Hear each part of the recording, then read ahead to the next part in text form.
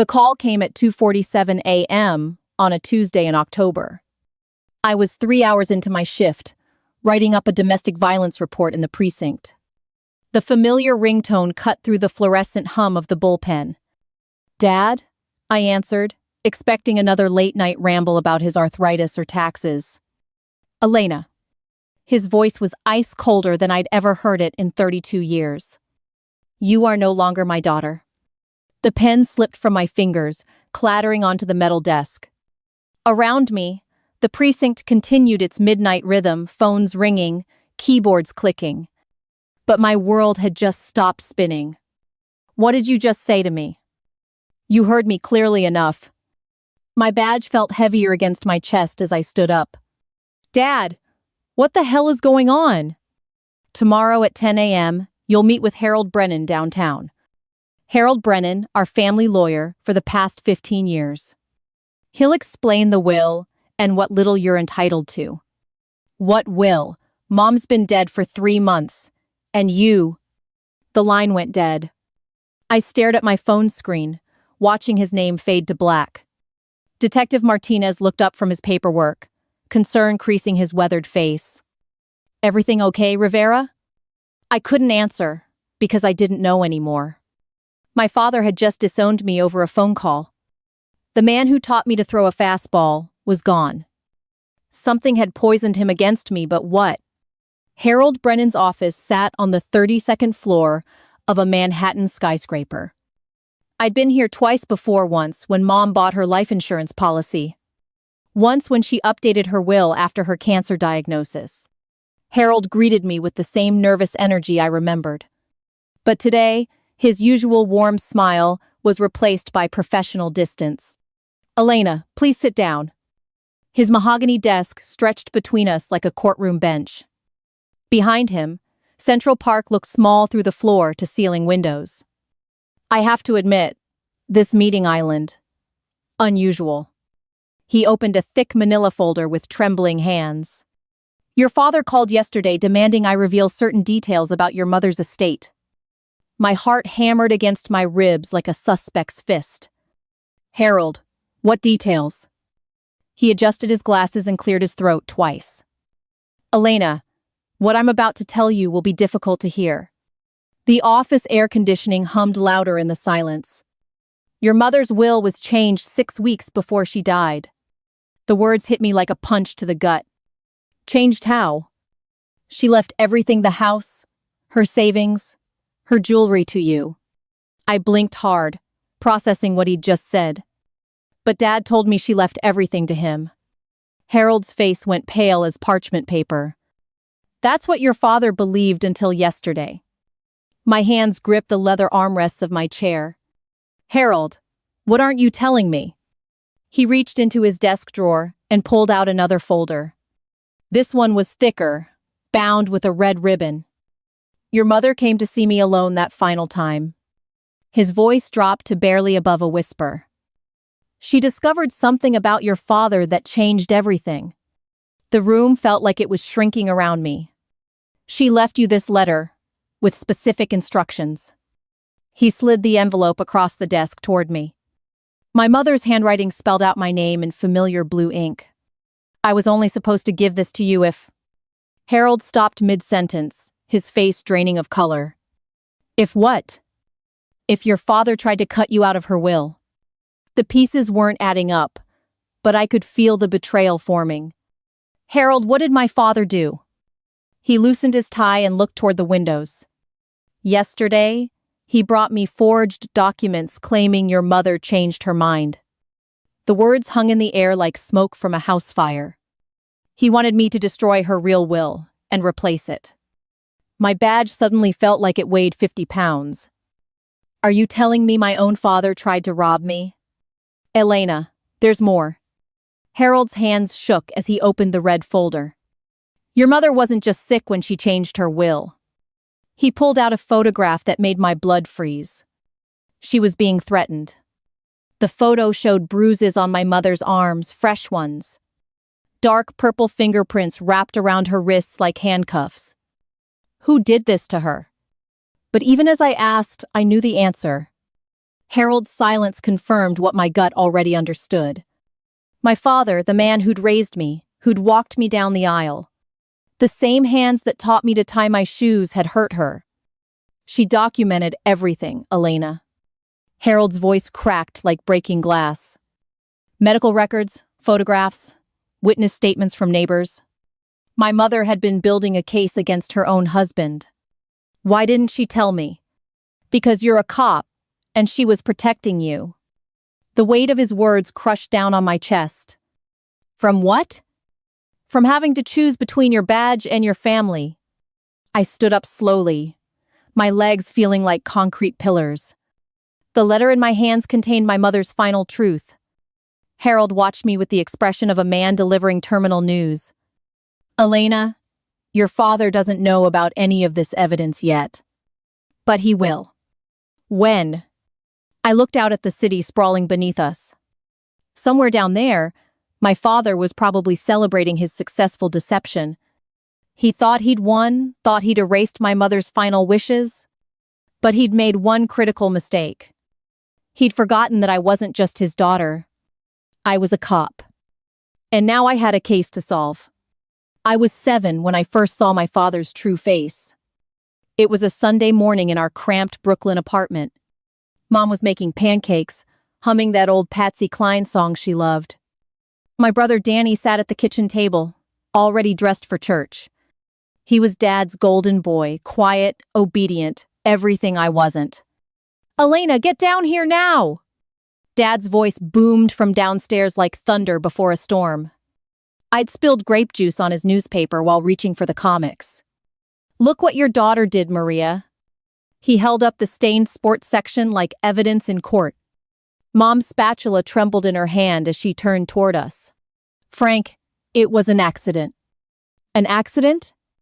His voice dropped to that dangerous whisper I'd learned to fear.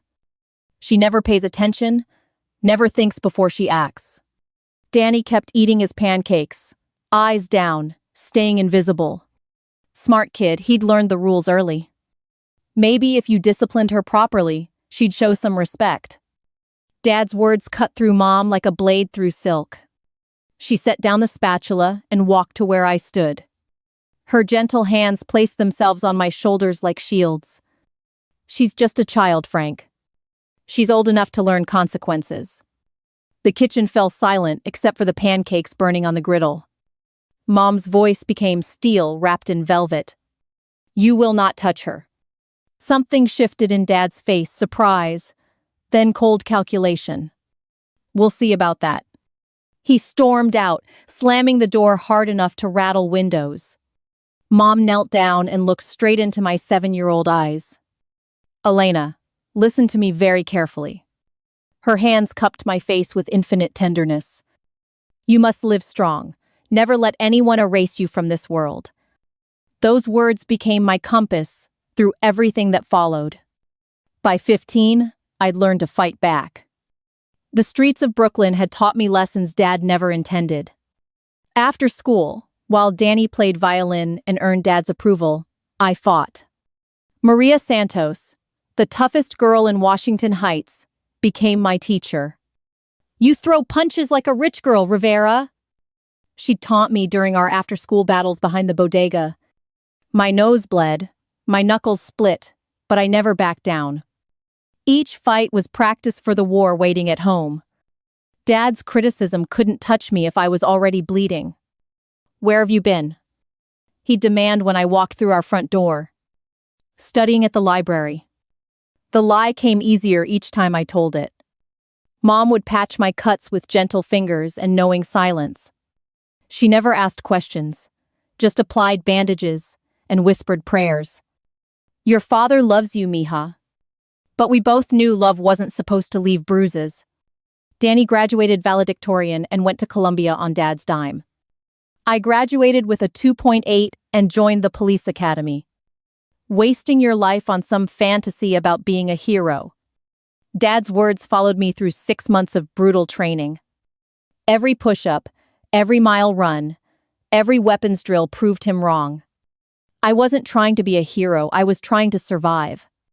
My first day on the beat, Mom met me for coffee.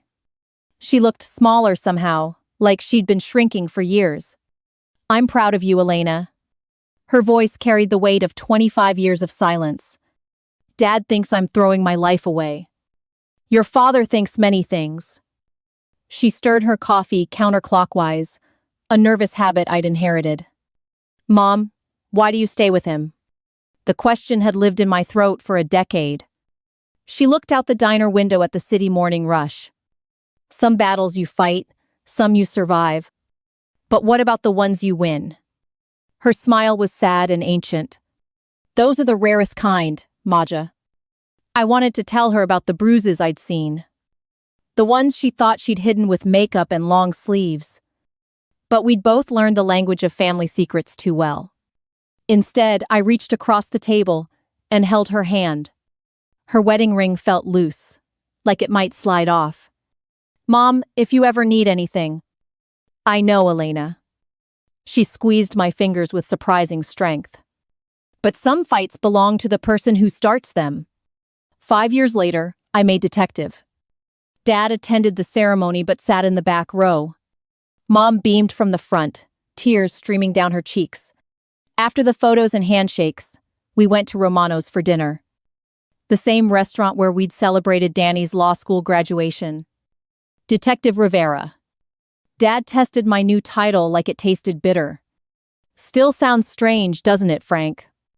Mom's voice carried a challenge I'd never heard before. Our daughter, the detective. Something had changed in her, a backbone made of titanium. Dad pushed food around his plate without eating.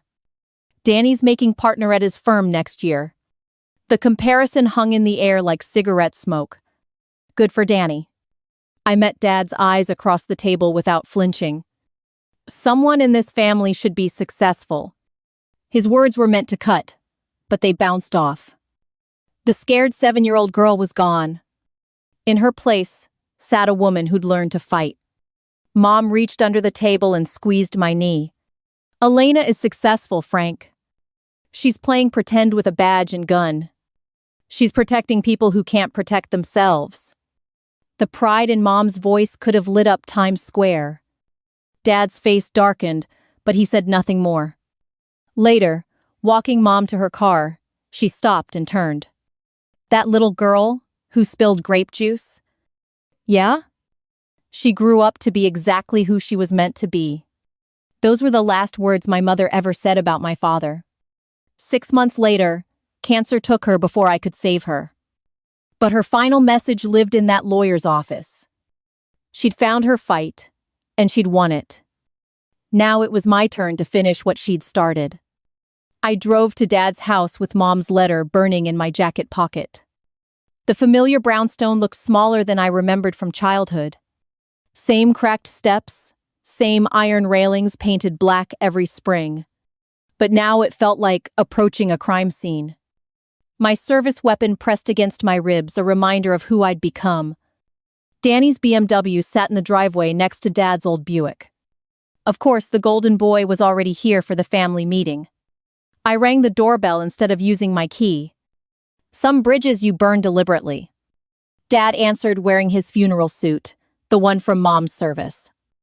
Elena. His voice carried the same ice from our phone call. We need to talk, Dad.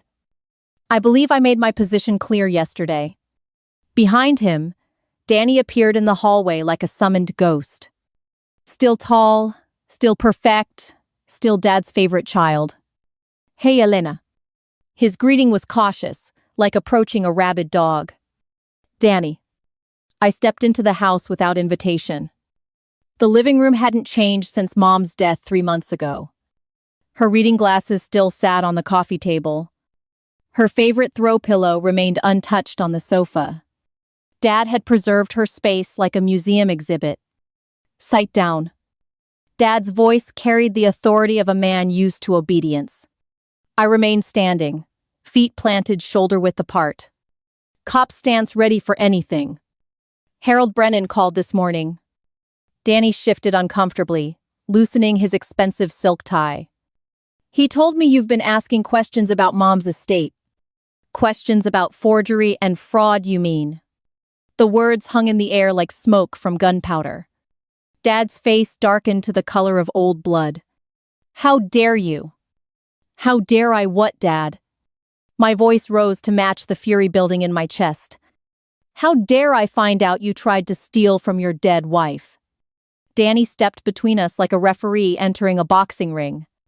Elena, calm down. Don't tell me to calm down, Danny. I pulled Mom's letter from my jacket with shaking hands. Do you know what this is? Both men stared at the familiar blue handwriting. Dad's face went pale as winter ice. Where did you get that? From Harold's office, where Mom left it for me. I tore open the envelope with deliberate slowness. Mom's words spilled out in her careful script. My dearest Elena, if you're reading this, your father has shown his true colors. The room fell silent, except for the grandfather clock's steady ticking. Your father believes he can rewrite history, erase my final wishes. Danny sank into Mom's favorite armchair like his legs had given out. But I documented everything, the threats, the violence, the control. Dad's hands clenched into fists at his sides. That woman was losing her mind from the cancer medication. That woman was your wife. My voice cracked like a whip across the room. She loved you for 35 years. Love? Dad's laugh was bitter as black coffee. Your mother turned against her own family in the end. Her own family turned against her first. I held up the letter like evidence in court. She knew you'd try to cut me out. You cut yourself out years ago. Dad stepped closer, invading my space like he used to. Running around playing cop, thinking you're better than this family. I am better than this family. The words escaped before I could stop them. Danny winced like I'd slapped him across the face. Elena, that's enough. No, Danny, it's not nearly enough. I turned to face my brother directly. Where were you when Dad was threatening Mom? Danny's perfectly pressed suit couldn't hide his discomfort now. I don't know what you're talking about. The bruises on her arms, the fear in her eyes. Elena, stop. Dad's voice carried a warning I'd heard countless times before. You always were too dramatic, seeing things that weren't there. Like the medical records at Mount Sinai Hospital. Dad's face went rigid as concrete. The photographs Harold has locked in his safe? Danny looked between us like watching a tennis match. What photographs? The ones showing what Dad did to Mom when she tried to leave money to me. The grandfather clock chimed 4 times, marking the afternoon's passage. Your mother was sick, confused. Mom was building a case against you. I pulled out my phone and showed them the screen. She documented everything for 6 months before she died.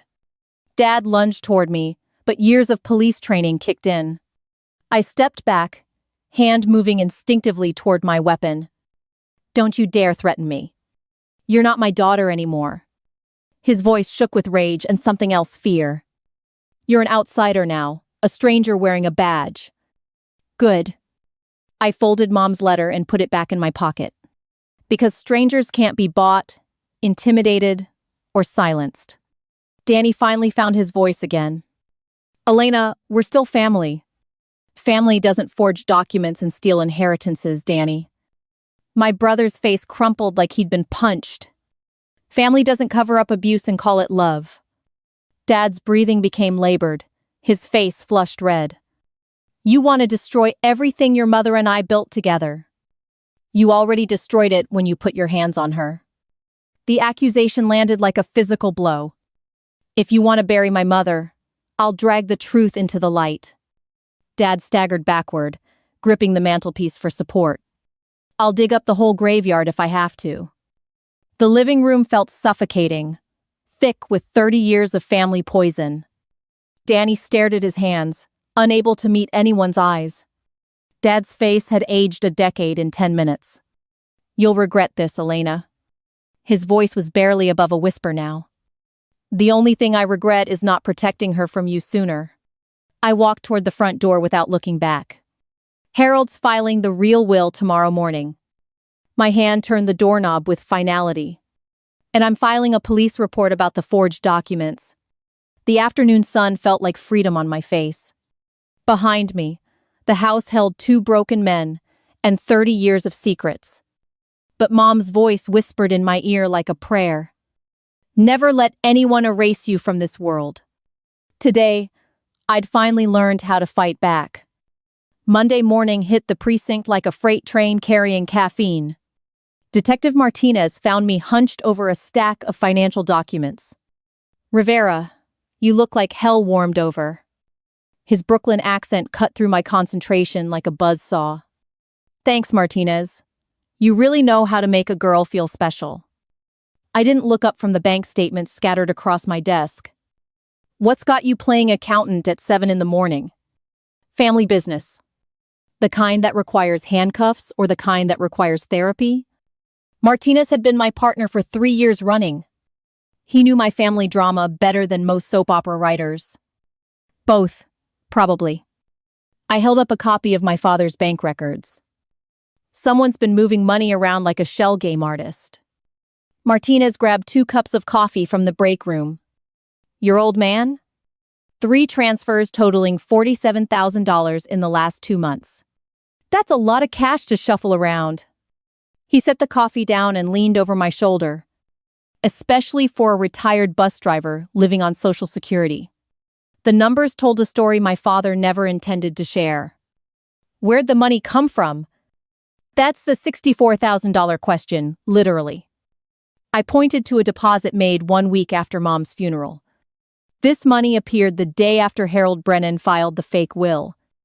Martinez's eyebrows shot up like rockets on the 4th of July. You think the lawyer's dirty? I think Harold Brennan's got more secrets than a CIA operative. My phone buzzed with a text from an unknown number. Meet me at Rosario's Deli on Bleecker Street at noon, anonymous friend. Martinez read over my shoulder and whistled low. Anonymous friends are usually the opposite of friendly. Or they're scared witnesses who watch too many crime shows. I grabbed my jacket and badge from the desk drawer. Want to come play backup while I meet my mystery informant? Do I get to eat pastrami while we're there? Only if you promise not to arrest anyone before lunch. Rosario's Deli smelled like heaven wrapped in garlic and pickles. Martinez ordered enough food to feed a small army. Surveillance work makes me hungry. Everything makes you hungry, partner. I scanned the crowded restaurant for anyone looking suspicious or nervous. At 12:15, a woman in her 60s approached our table. She wore oversized sunglasses and clutched a manila envelope. Detective Rivera? Her voice shook like leaves in a hurricane. That's me. I worked for Harold Brennan's firm for 23 years. She sat down without invitation, glancing around like a hunted animal. Until last Friday when I got fired for asking questions. Martinez paused mid-bite of his pastrami sandwich. What kind of questions? The kind about forged documents and missing client funds. She slid the envelope across the table toward me. Your mother wasn't Harold's only victim. Inside were photocopies of bank records, altered wills, and client correspondence. Holy shit. The words escaped before I could stop them. Language, detective. Martinez grinned around his sandwich. Sorry, but this is a goldmine of evidence. The woman leaned closer, lowering her voice to a whisper. Harold's been running this scam for at least 5 years. How many families? 17 that I could document before they caught me snooping. Martinez put down his sandwich and became all business. You willing to testify to what you know? If you can guarantee protection from Harold's other clients. Her hands trembled as she spoke. Some of them aren't as nice as your father. I almost choked on my coffee at that description. Lady, you obviously haven't met my father recently. Actually, I have. She removed her sunglasses, revealing tired brown eyes. He came to the office last Tuesday, screaming about family loyalty. Martinez and I exchanged glances across the table. What exactly did he say? That his daughter was a traitor who needed to be taught respect.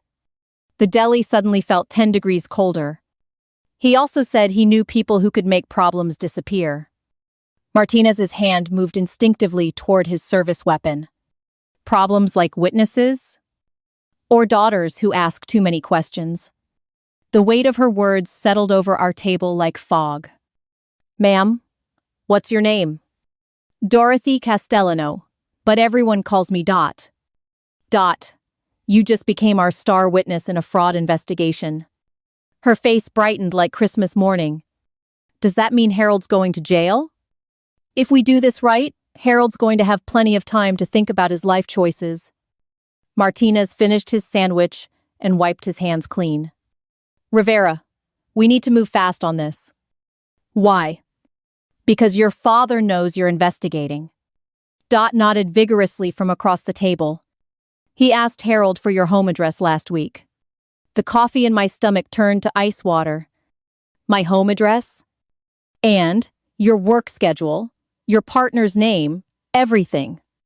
She reached into her purse and pulled out another envelope. I copied Harold's client files before I left.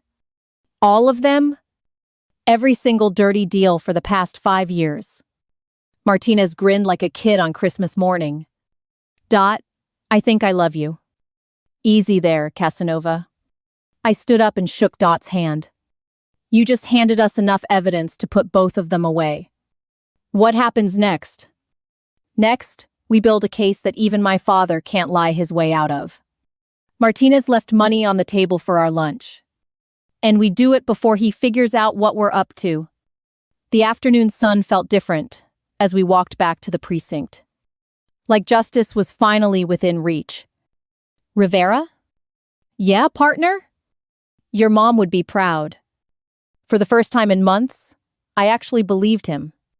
The first threat came through my apartment window at 3 a.m. Tuesday. A brick wrapped in newspaper crashed through the living room glass. The message was written in block letters like a ransom note. Stop digging or get buried. I called Martinez while sweeping up the glass with shaking hands. They're escalating. His voice was thick with sleep and concern. You need to stay somewhere else tonight. I'm not running from my own father. But even as I said it, my hand moved to my service weapon. 20 minutes later, Martinez arrived with coffee and backup. Rivera, this isn't about pride anymore. Officer Chen, a rookie with sharp eyes, examined the broken window. Whoever threw this knew your apartment layout. How can you tell? Perfect angle to avoid hitting your bedroom wall. The implications hit me like a punch to the gut. They've been watching me. Martinez nodded grimly while photographing the evidence. Question is, for how long? Wednesday evening, I was leaving the precinct when they made their move. 2 men in dark suits flanked my car in the parking garage. The shorter one had hands like anvils and eyes like dead fish. Detective Rivera? His voice carried a Brooklyn accent, thicker than molasses. Depends who's asking. My hand was already moving toward my weapon. Someone wants to have a conversation with you. Tell them to make an appointment. The taller man stepped closer, blocking my path to the car door. This ain't a request, lady. And this ain't a negotiation, asshole. I drew my service weapon in one fluid motion. NYPD, step back now. The shorter man laughed like I'd told a joke. Your daddy said you might be difficult. My daddy should have taught you better manners. Cars moved past us in the garage, oblivious to the standoff. Put the gun down, detective. Counter offer. You walk away and keep your kneecaps intact. The taller man reached inside his jacket. I fired a warning shot into the concrete wall. The sound echoed through the garage like thunder in a canyon. Next one goes, center mass. Both men raised their hands, but their eyes promised future violence. This ain't over. You're right. It's just getting started. They backed away slowly, never breaking eye contact. Tell my father I said hello. Thursday night, they tried a different approach. I was walking to my car after dinner with Martinez. A black sedan pulled alongside us on the empty street. Elena, get down. Martinez tackled me behind a parked car as gunshots erupted. Bullets shattered storefront windows like deadly confetti. I rolled behind the car's engine block, drawing my weapon. How many shooters? At least 2, maybe 3. Martinez was bleeding from a cut on his forehead. You hit? Just glass. Keep your head down. The gunfire stopped, replaced by the sound of car doors slamming. Footsteps approached our position from both sides. They're flanking us. I checked my ammunition. 15 rounds, plus 1 spare magazine. On 3, we moved to that doorway. Copy that. 1, 2. A man appeared around the front of our cover car. I put 2 rounds center mass before he could aim. He dropped like a sack of cement. 3. We sprinted to the storefront doorway as more shots rang out. Martinez called for backup while I covered our position. Units responding. ETA, 4 minutes. We might not have 4 minutes. A second gunman emerged from behind a delivery truck. I fired 3 quick shots, sending him diving for cover. Elena. Martinez pointed to our left flank. A third man was moving through the shadows between buildings. I see him. The assassin raised a rifle toward our position. Time slowed like honey dripping from a spoon. I stepped out of cover, ignoring Martinez's shouted warning. The rifle barrel swung toward me in slow motion. My finger found the trigger as his muzzle flashed. The bullet whined past my ear like an angry wasp. My shot caught him in the shoulder, spinning him around. He kept the rifle raised despite the wound. Persistent bastard. I fired twice more, putting him down permanently. Sirens wailed in the distance, growing louder by the second. Martinez emerged from cover, weapon drawn and ready. You okay? Better than them. 3 bodies lay scattered across the street like broken dolls. Think your father got the message? If he didn't, I'll deliver it personally. Back at the precinct, Captain Morrison read the riot act. Rivera, this has gone too far. Tell that to the men shooting at me, Captain. I'm putting you in protective custody. Like hell you are. I stood up from the interrogation room chair. This ends when I say it ends. Martinez leaned against the wall, arms crossed. Elena, they're not playing games anymore. Neither am I. I pulled out my phone and showed them Dot's evidence files. We have everything we need to arrest Harold and my father. And they have everything they need to kill you. Captain Morrison's voice carried the weight of 30 years on the force. Sir, with respect, they've been trying to kill me my whole life. The room fell silent, except for the fluorescent lights humming overhead. This is just the first time they hired professionals. Martinez shook his head with something like admiration. You're certifiably insane, Rivera.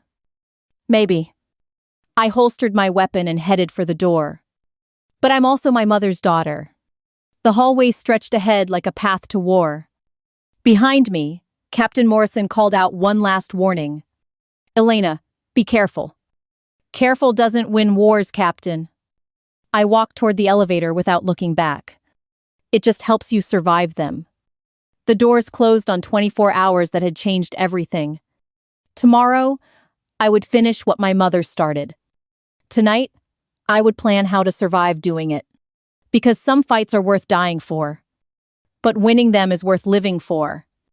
Manhattan Family Court felt like a battlefield dressed in marble and mahogany.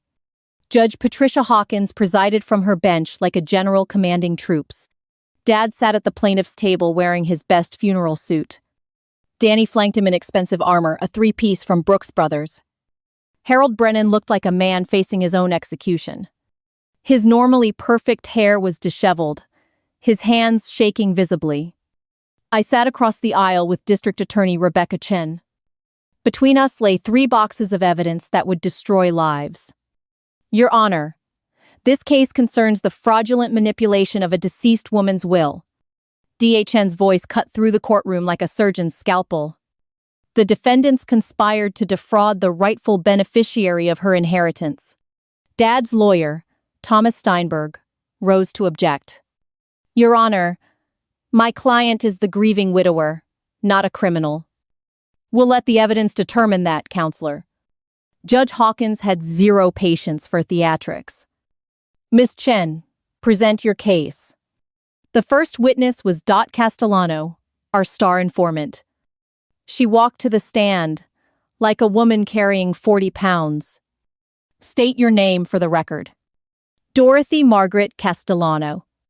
Her voice carried across the silent courtroom. Miss Castellano, how long did you work for Harold Brennan's firm? 23 years, until I was fired for asking questions. Dad shifted uncomfortably in his chair, avoiding eye contact. What kind of questions? About forged documents and missing client funds. Harold's face turned the color of old snow. Objection, Your Honor. Speculation. Overruled. Continue, Miss Chen. Dot pulled out a thick folder from her purse. I copied these files before I was terminated. What do these files contain? 17 cases of will forgery spanning 5 years. The courtroom erupted in whispers like leaves rustling in wind. Judge Hawkins banged her gavel 3 times for silence. Miss Castellano, is Maria Rivera's case among these files? Yes, Your Honor. Dot's voice grew stronger with each answer. Can you describe what happened to Mrs. Rivera's will? Her husband paid Harold $50,000 to destroy it. Dad shot to his feet like a rocket. That's a goddamn lie. Mr. Rivera, sit down or be held in contempt. Judge Hawkins's voice could have frozen hell. Dad slumped back into his chair, defeated. Continue, Miss Castellano. Frank Rivera brought forged documents, claiming his wife changed her mind. But she hadn't changed her mind? No, ma'am. She'd hidden the real will with specific instructions. D.A. Chen approached the witness stand with deliberate steps. What were those instructions? To give Elena Rivera her mother's final letter and the inheritance. I felt tears building behind my eyes for the first time. Why did Mrs. Rivera hide her true intentions? Because she was afraid of her husband. The words hung in the air like smoke. Afraid of what specifically? Of the bruises he'd given her for 40 years? Dad's face crumpled like paper in fire. Objection. Your Honor. Prejudicial. Sustained. The jury will disregard. But damage was done, truth had been spoken. Next, D.A. Chen called Harold Brennan to the stand. He walked like a man heading to his own hanging. Mr. Brennan, did Frank Rivera pay you to falsify documents? Harold's lawyer whispered urgently in his ear. I invoke my Fifth Amendment rights. Did you forge Maria Rivera's will signature? Fifth Amendment. Did you threaten Elena Rivera when she discovered your crimes? Fifth Amendment. Judge Hawkins leaned forward with growing impatience. Mr. Brennan, this is a civil proceeding, not criminal court. Answer the questions or be held in contempt. Harold looked at Dad with desperate eyes. Frank Rivera paid me $50,000. The courtroom exploded like a bomb had detonated. He wanted me to destroy his wife's real will. Dad's lawyer grabbed his arm, whispering frantically. She left everything to Elena, and he couldn't accept it. What did you do with the money? I kept it and forged the documents he wanted. Harold was crying now, mascara running down his cheeks. I've been doing this for years with other families. Judge Hawkins called for a 30-minute recess. The courtroom emptied except for family and lawyers. Dad approached me during the break like a broken man. Elena, please. His voice was barely above a whisper. Please, what, Dad? Don't destroy what's left of this family. You destroyed this family when you put your hands on Mom. Danny finally found his voice after hours of silence. Elena, he's our father. He stopped being my father the day he chose money over honor. I walked away without looking back. After recess, Judge Hawkins delivered her verdict. This court finds overwhelming evidence of fraud and conspiracy. Dad stared at his hands like they belonged to someone else. The original will of Maria Rivera, is hereby validated and enforced. Danny closed his eyes as his inheritance evaporated. Elena Rivera is awarded the full estate as per her mother's wishes. Harold was led away in handcuffs for criminal prosecution.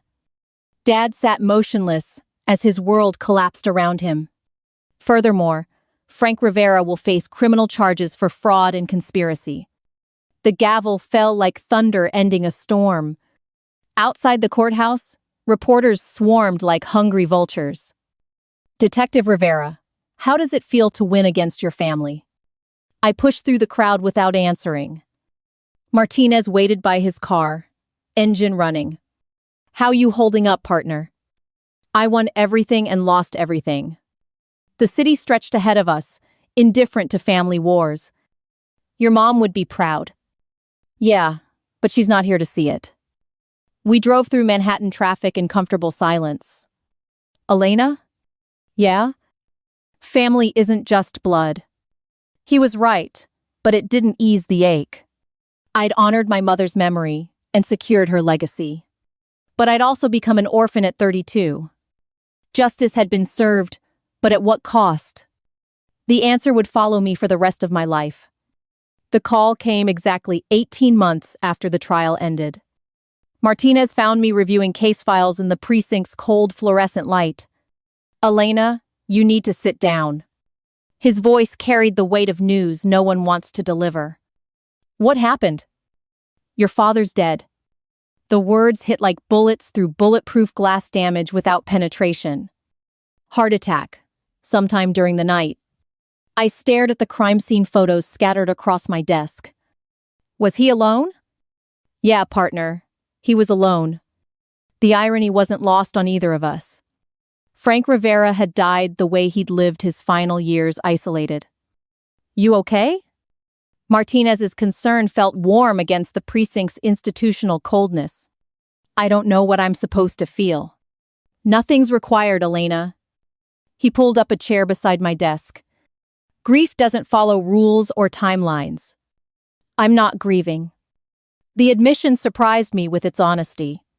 I'm just empty. The funeral home looked like a museum of forgotten sorrows. Dad lay in an expensive casket wearing his best suit, the one he'd worn to threaten me in court. 3 people attended, me, the funeral director, and Mrs. Patterson. She'd been Dad's neighbor for 40 years. He was such a sweet man when your mother was alive. Her words floated over the casket like incense. Cancer changes people, makes them bitter. I wanted to tell her the truth about his bitterness. But some lies die harder than the people who tell them. Where's Danny? Nobody knows. Mrs. Patterson dabbed her eyes with tissue. He disappeared right after the trial ended. Danny had vanished like smoke and wind. No forwarding address, no phone calls, no goodbye. The golden boy had finally learned to run. Will you say something at the service, detective? The funeral director waited with professional patience. Number. I placed a single white rose on the casket.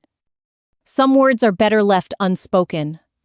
Mom's grave sat in Calvary Cemetery beneath ancient oak trees.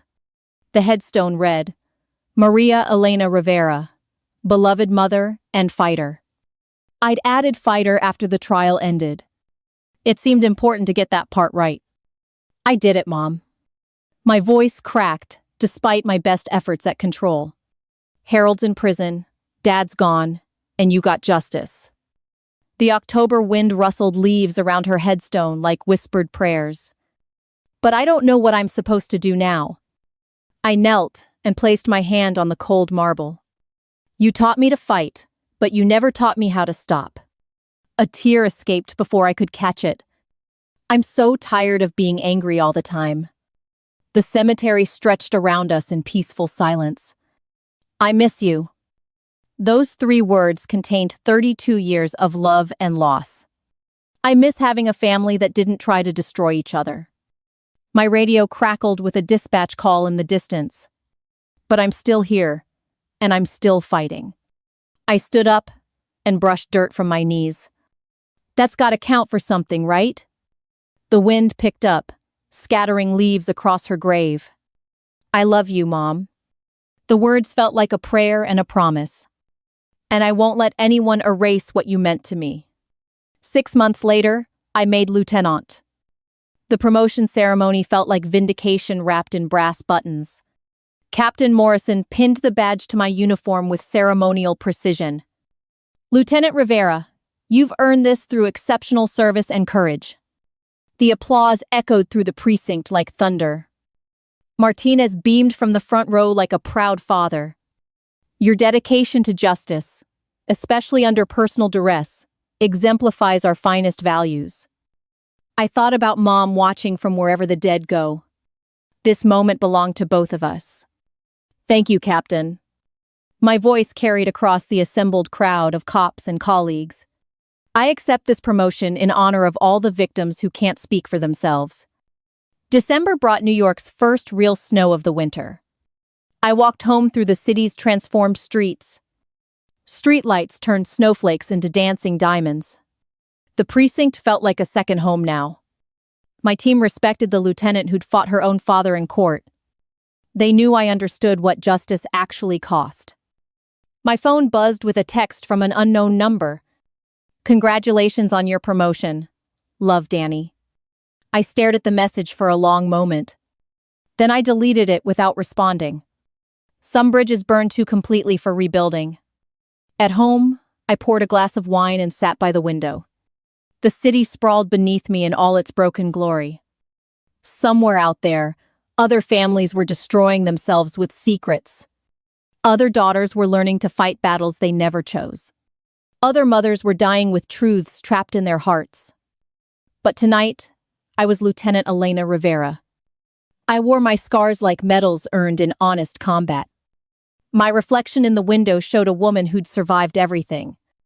The scared 7-year-old who'd spilled grape juice was gone. In her place stood someone who couldn't be erased or silenced. Mom's voice whispered in my memory, "Never let anyone erase you from this world." I'd kept that promise through courts and gunfights and family wars. Tomorrow would bring new cases, new victims, new fights for justice. But tonight, I was exactly who I was meant to be. The rain started falling against my window like tears. But they weren't mine anymore. I'd cried all the tears this family deserved. Now I had work to do. The city needed cops who understood that justice isn't inherited. It's earned, one case at a time, one truth at a time. Some victories cost everything, but they're still victories. And Lieutenant Elena Rivera was proof that some people refuse to break. No matter how hard the world tries to break them, the truth can't be erased. Love endures beyond death. And sometimes, the strongest family you'll ever have is the one you choose to build yourself. Elena Rivera learned all 3 lessons the hard way. But she learned them completely. And that made all the difference.